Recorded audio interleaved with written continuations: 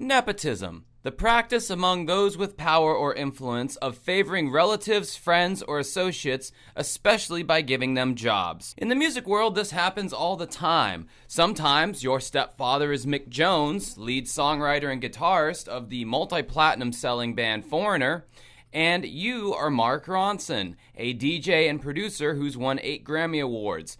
I'm sure your stepfather had nothing to do with that. Or maybe both of your parents work in the entertainment industry as actors who go by the names of Maggie Baird and Patrick O'Connell, and your name is Billie Eilish Pirate Baird O'Connell. I shit you not, that's her full stupid name. Then there are other times where your dad might be Ozzy fucking Osbourne or Phil Collins, and that's the most notable thing about you. Having famous parents surprisingly doesn't guarantee a successful music career.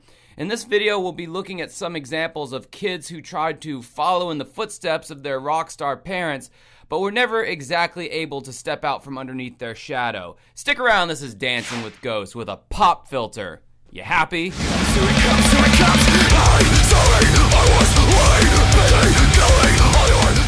Vended is a band that was formed by Slipknot vocalist Corey Taylor's son, Griffin Taylor, who also does vocals. Keeping it even more in the family, Slipknot percussionist Sean Crahan's son Simon plays the drums. Vended formed in 2018 by Crahan and Taylor when they were just teenagers. The pandemic of 2020 put a hold on any touring, but by 2022 they had resolved that problem by finishing a major tour with p.o.d. and Ginger. Now that I got all the factual bits out of the way, allow me to editorialize. This band is Slipknot. Look at what you've done. See that all I hear are shrieks when the banshee speaks. Never even blinked, so don't even. Griffin Taylor vocalizes in pretty much the same exact style as his father, that rapid-fire scream rap with a vocal tone that is so eerily similar that he could very well take his father's place in Slipknot. Or throw some masks in Vended, recruit a few more members, and make a Slipknot 2.0. It's almost like a bizarre illustration in just how pointless it is for Slipknot to have 9 members when Vended only has 5 and they sound pretty much the same. What are you paying those other 4 dudes for, Slipknot? Vended even has like masks and shit and face paint, and yet they swear they didn't take any inspiration from their dads. Like, okay, sure you didn't. No, I think it's cute though. They're a solid band and they seem to be growing a real fan base with over 200,000 monthly streams on Spotify.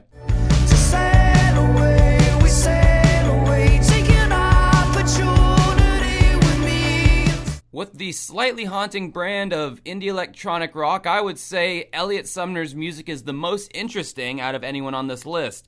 Elliot is one of the middle children of rock/adult contemporary legend Sting. You can definitely see the resemblance of father and offspring. Elliot kind of frightens me a bit with that piercing Sting-like gaze, but in a feminine body. Elliot started off under the name I Blame Coco, but would later go on to use their birth name. In 2016, Elliot released the album Information, which has seemingly made the biggest splash of their career with a couple million streams on Spotify and a few music videos that were released almost a decade ago. Elliot has apparently done some acting roles since then, but the music career never quite picked up like it did for their father.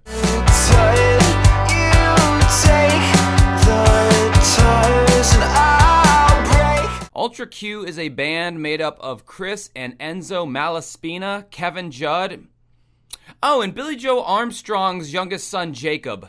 Small detail there. Most of the band have been friends since childhood in what I can only imagine would have been the nicest part of whatever city they grew up in. Their dad's rich. As far as the band's sound goes, it's honestly pretty generic indie rock with some touches of new wave.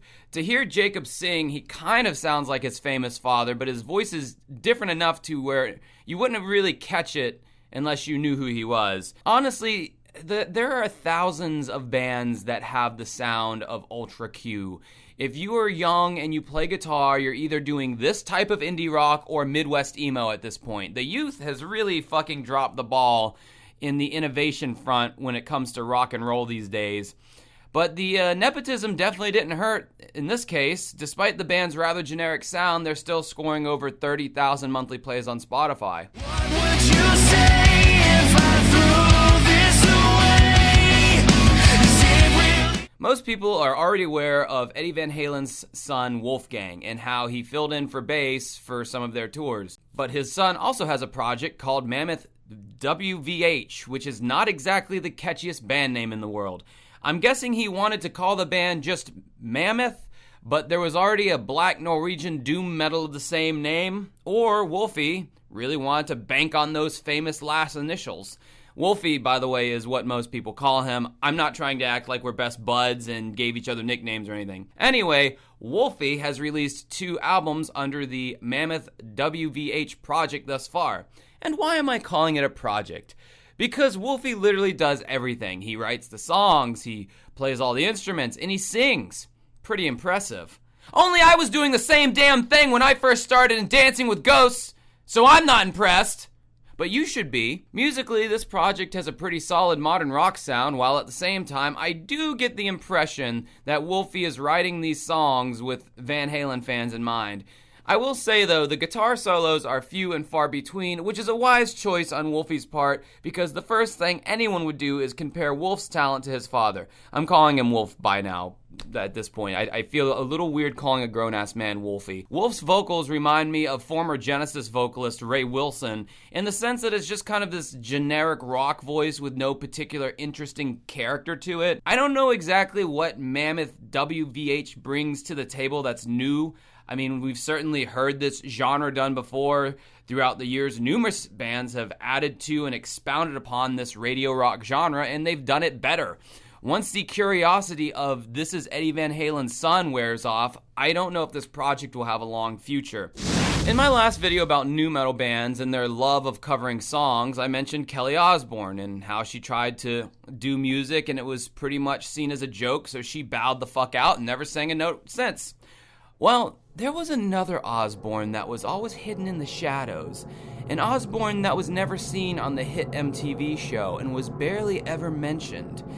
And that would be the hot Osbourne. God damn! You're no dark prince, just a scam artist. It's in your black. Meet Amy Osbourne and her band Aro, I don't know, it's her initials. This is a lazy motherfucking band, man. The group was started in 2010. They didn't put out anything musically until 2015. They've only played 3 fucking shows. Like, is this something you're even passionate about, Amy? I've heard the music. It's not that complicated. I could have banged out your entire catalog in like 6 months. Apparently, the band is still active according to their Instagram, which is looking more and more like Amy's personal Instagram page. God, she's so fucking hot. I wonder how pissed off the other band members are, though. Like, say, Amy, you think maybe in the next 5 years or so, we could play another show, at least drop one fucking song? I know that was more of an Australian accent. Whatever, I'm not a fucking accent king here. Anyway, musically, Aro isn't that bad. It's got that dark synth pop thing going on, much like what Lorde was doing when she first hit the scene in 2013. I would say I'm surprised this band never took off and got any bigger, but when your work ethic is that of a 3-toed sloth, it all starts to make sense why it never quite picked up. I know that we are here to exist, evolve, and find eternal bliss. Simon, bro, can I just say, your dad's band, oh my god, so fucking good. Mwah. So fucking good. Prog Godfathers Genesis are one of my favorite bands of all time. Vocalist / drummer Phil Collins had a son in 1976 named Simon who would go on to become a musician just like his pappy, and in 1999 would drop his debut album, All of Who You Are, a more generic album title I would not be able to come up with. Since Simon was coming of age as a bona fide Gen Xer, his musical taste would inevitably lean more towards rock, right? In times like these, you know you won't believe it until you see it. Oh god, what the fuck was that? Lukewarm electronica with shitty studio production? Not off to a good start so far, Simon. Much like Amy Osbourne, Simon Collins does not feel the need to rush into things when it came to musical output. His next album would be released 6 years later and would be titled Time for Truth. Man, this guy just really puts no effort into his fucking album titles, I swear. This album is watered down minivan rock with some electronic elements and overall Christian rock vibes. In 2008, Collins would finally put out a record that was somewhat listenable with You Catastrophe. There was actually some competent mixing on the record. Collins' vocals actually had some bite. Track 8 sees the mighty Phil Collins himself come down from his ivory tower and onto the drum throne.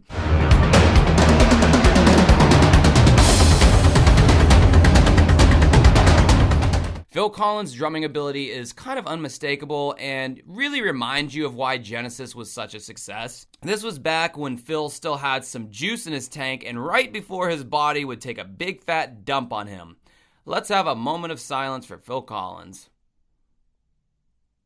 Track 12 brings in yet another Genesis alumni with guitarist Steve Hackett playing a beautiful guitar solo in only the way someone from his generation could.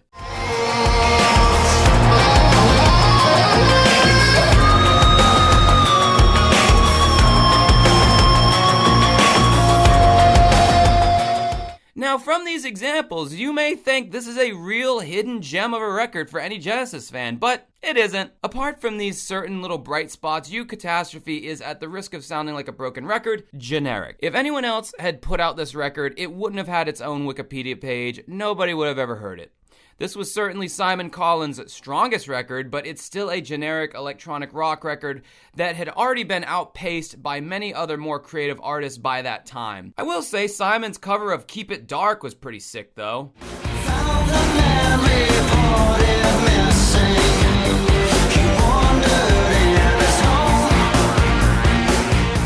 So, what'd you think of all these Nepo babies? I think some of their music is good, but the bottom line is it doesn't matter whose sperm impregnated whose vagina. At the end of the day, we are all individuals with our own brains and souls, if you believe in that kind of thing. Being inherently talented just because one of your parents has talent is ridiculous and unfounded. If this were true, we'd see many, many more celebrity children topping the charts. Being a creative songwriter who is able to make music that resonates with a large audience is a random genetic gift that rarely comes along. That's why out of the billions of people in the world who exist, only a fraction of them are legendary artists. Having said all of that, are there any Nepo babies you can think of that have made it big, or ones who didn't make it big that maybe you like? Let me know in the comments below, and until next time, have a good rest of your night.